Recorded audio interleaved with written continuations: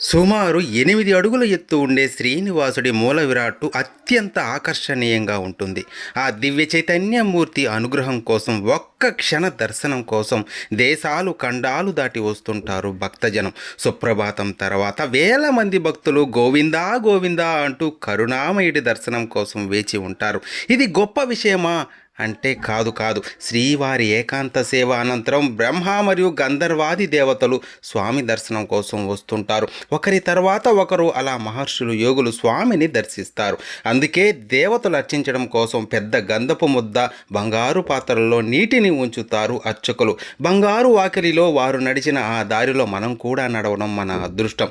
దేవతలే స్వామి కోసం దివి నుండి భూకి దిగి వస్తుంటే మనం ఏమాత్రం చెప్పండి. కానీ శ్రీనివాసుడు మనందరి కోసమే వైకుంఠాన్ని వదిలి భక్తుడే నాకు ప్రియమని ఇక్కడ కొలువైనాడు. అందుకే ఆయన కలియుగ ప్రత్యక్ష దైవమైనాడు.